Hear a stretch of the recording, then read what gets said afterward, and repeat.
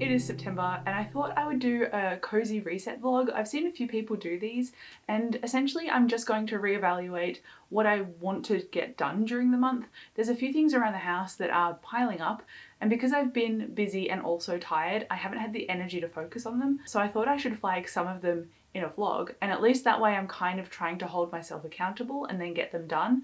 Additionally, I'm also reading a lot at the moment and I would like to finish some of those, and I also have some books that I don't want to keep that I will let you know that I'm not going to keep. So that is ultimately the goal of this vlog, to do a bit of cleaning, realize my goals, unwholesome books, set my to be read pile for the month. I've kind of set my to be read pile for September, which is done in a completely separate video, but this is more of a bite-sized version depending on my mood, that I wanted to kind of flag and track the ups and downs because I've had a few library books come in. I'm also currently reading 4 books, which is a lot. So this is a way of tracking those and kind of trying to control my impulses. So in terms of other goals, this room is very messy because it's been our dumping ground. But if you saw one of my latest reading vlogs, I think my magical reading vlog, I've said that we've got black mold. And that means that we have to pack up our front room and then move everything out of it, hopefully for when the builders come and do an assessment, and then we can decide what we're going to rip out and everything. So I need to clean this room up, and I haven't been doing that because we've had the wedding, so I've just ignored everything.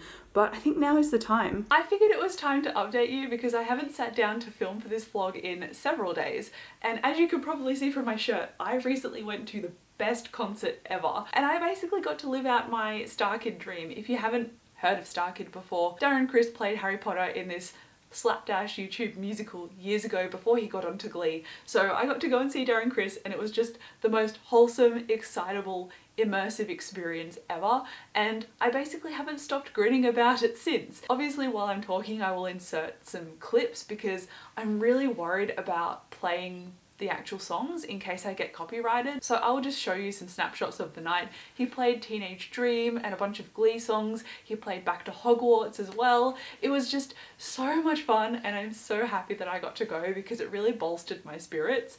But I also have a reading update for you, so I feel like I need to update you on what I'm actually getting through, what I've put down, and what I want to continue with. I was currently reading 2 audiobooks. One of them is I Hate You, Don't Leave Me, and that is a recently updated non-fiction book about borderline personality disorder because I feel like I've heard it described before, but I actually don't know anything about it. And some of the symptoms of it are actual other mental health disorders like depression, an eating disorder, major anxiety, but treating those things won't actually treat the borderline personality disorder. So it's a really interesting and intriguing book, and because I'm listening to it on audiobook, I'm actually able to maintain engaging with it, which is a great thing. It talks about clinical definitions and also in between those different anecdotes about mental health and how borderline was prevalent in a particular person and what their interaction was and how they got treatment. And it also shows you, as someone who doesn't have borderline personality disorder, how to approach people with it and reinforce that positive relationship between yourself, because someone who has experienced borderline personality disorder 9 times out of 10 have had a tumultuous upbringing. Usually it's emotional abuse from a parental figure. So something that you might say that's supposed to be feedback, there is like no emotional filter for someone with BPD. So that might actually affect them a lot more than you intended it to. So it's all about perspective and connection and approach. And I want to say enjoying, but I don't feel like that's the right adjective. I'm enjoying understanding different facets of trauma and mental health. So if you have any other recommendations, do let me know. I have these 2 on my holds list at the library, so I have more to read in this kind of space, but I think I finally found a section of non-fiction that I might enjoy and want to pursue, depending on how the other books go. But I've also got a fiction book that was the other audiobook that I recently started, and that is Battle Mage, and this is a multiple perspective fantasy book. It's an adult fantasy as well, and it's about a war that's occurring with this figure that apparently can't be killed because he was stabbed and then he healed himself immediately, so he's kind of immortal, I guess. And our protagonists are like a soldier, another battle mage who is like a wizard, and a woman whom I can't remember. Oh, she's a princess and a spy master. So one is brute force as the soldier, one is magic, and one is knowledge. But that dynamic is not really coming across to me. And so I got like 20% into this, And I've ultimately decided to put it down, and I feel bad about doing that, but when I made the decision to delete it from my Goodreads currently reading shelf, I felt leagues better and like I had the capacity mentally to take on so many other books. So I think it was the right choice. And the reason that I have ultimately put this down, it is because of the type of person it's written in. So I think it's written in third person, although I'm not exactly sure. And I respond more so to first person or third person relative. And in both of those instances, I can connect more to the characters and their insights and immediate feelings. Whereas in a third person story, while I don't necessarily dislike the style, because some books that I like are also in third person, I think with this one, because it's multiple perspective, and to me, they all sound like they are the same. That doesn't distinguish their voice enough to me, whereas I think if third person relative was how this was written, I could get into their psyches more, and that's what would sell the story to me. So there's been war, there's been battle, there's been intrigue and magic development, but I find that I just don't care. And I think that's because I don't care about who's been introduced. This also happened with Bloodsong by Anthony Ryan. I loved the first chapter of this because, like Bloodsong, it just focused on one character. And Bloodsong, as a whole book, focused on one perspective. But when you get into the sequel of Bloodsong, multiple perspective. And that's where it lost me. And I think that's the same reason that this lost me as well.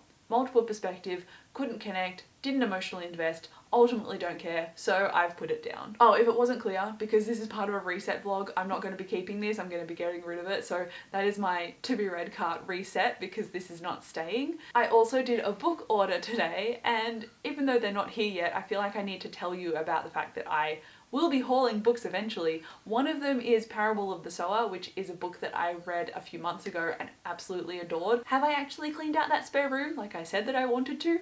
I have not, but I think that that will happen more so this weekend, because at the moment Dave and I have separate plans, but we're coming back together later this afternoon, so I think we're going to move a whole bunch of stuff, and moving stuff means moving it out of our main bedroom, and we're also moving stuff out of that spare bedroom to store extra stuff from our, so it's like, oh, I can't even keep track and I'm the one explaining it. So it's just honestly a lot of moving stuff around and making room for stuff as we move it. So I feel like my study, which is where I'm sitting now, is going to be completely overrun with extra stuff. I'm not looking forward to the clutter, to be honest. Hello. This has become our new setup, watching a projector on the wall. We have recently become obsessed with One Piece because we love the Netflix show, so now we're doing a deep dive into the films, but there is absolutely no way I'm going to be watching or reading any of the manga anytime soon. You enjoying your orange? So we managed to move a whole bunch of furniture, but we're not quite done yet. The mold saga continues because now I can smell it in other rooms. It's like this really underlying damp smell, and that makes me really worried that it's not just in the front part of our house, but it's all along the side, which it's just a whole thing that we're investigating right now. So mold saga, pending review, to be continued, unfortunately. I'm trying not to stress about it too much because it's something that we're going to obviously investigate and try and get fixed, but it's just something that you don't want to happen to your house, obviously. Like, your house is supposed to be your safe space. I need to not talk about it because then I'll start stressing about it after I stop recording.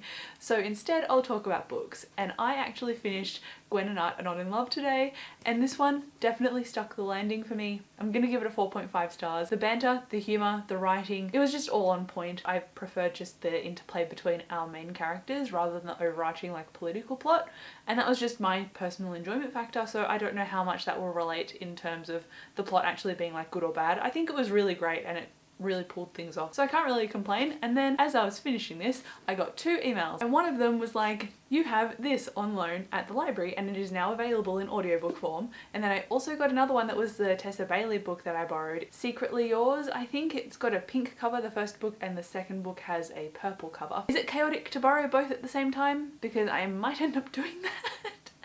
And then I've also got the last 2.5 hours of I Hate You Don't Leave Me, which is the non-fiction about trauma and BPD that I'm currently listening to. So I'll finish that one off during the week, and then I'll pick up probably this one because the audiobook's like 7 hours long. And then in terms of my like reset for the beginning of this month, it has been rather chaotic with the mold, organising different tradespeople to come out and inspect the house, going to and from work all the time, which is really draining, Dave getting sick, and then me maybe getting sick. I don't know. I feel like I feel a little bit of it right now, but I also think I'm overanalyzing my symptoms. So anyway, this was supposed to be a reset, but it's turned into just like an upheaval. I'll call it a TBR reset vlog instead. Let's do a rebrand, because I got rid of Battle Mage and Shadow Cabinet from my TBR cart. I mean, you can still see them behind me. I've got to talk about them in my wrap up, but at least they're definitely off my to be read pile now. So I've started to clear space for myself. I recently did that book haul which I told you about, and one of the books is actually on its way to me, which is quite surprising. Booktopia, shipping quickly. Who knew? So I have things to look forward to in my immediate future that are not mold related. And I went to a great concert, which was an incredible mood changer. So without further ado, I guess that brings us to the end of this reading vlog. Thank you so much for watching. I'll come and talk to you down below in the comments, and I'll see you in my next video. Bye.